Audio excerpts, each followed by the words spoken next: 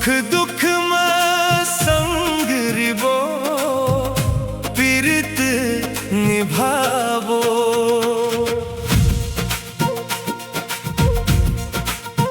माया के बदरा बरसे रानी बइहा दे मोर हाथ मां।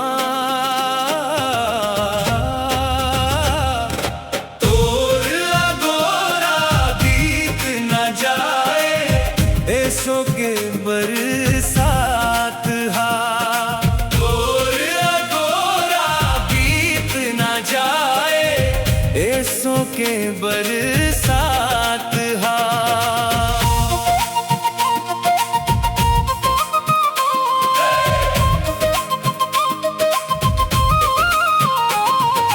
आगे है चौमास हा गोरी हरियर होगे डार हा।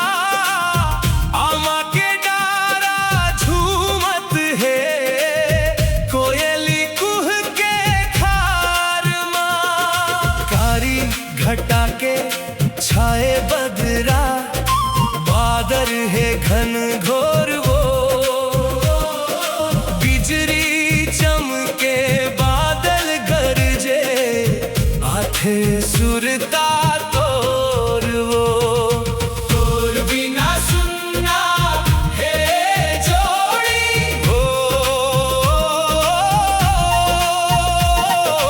तोर बिना सुनना है जोड़ी हृदय मोर संसार हा। तोर अगोरा बीत न जाए ऐसो के बरसात हा। तोर अगोरा बीत न जाए ऐसो के बरसात हा।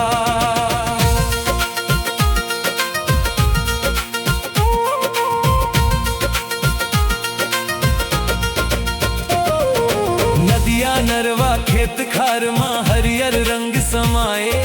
माया के रंग में सज के गोरी रूप हा निखर जाए। सूरज लुकाए बादल मां बिजुरी के उजास। बिन तोरे तरसे मोर चोला दूर मिलन के आस। अंग अंग मां मोर बाना मारे। अंग अंग मां मोर बाना मारे ये बरखा के फुहार हा।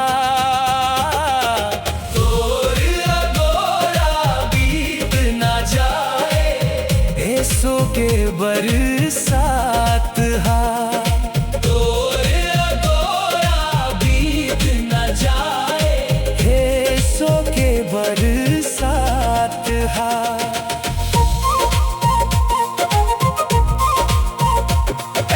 कभू पुरवैया बन के आना बरखा बन के आना।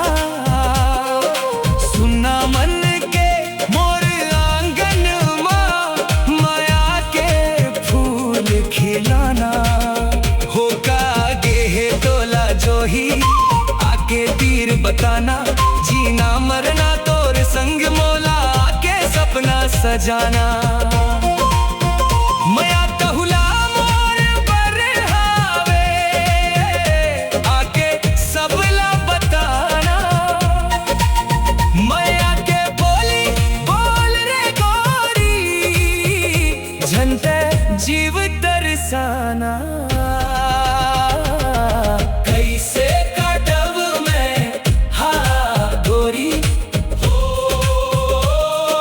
कैसे काटब मैं हा गोरी तोर बिन दिन और रात ला। तोर अगोरा बीत न जाए ऐसो के बर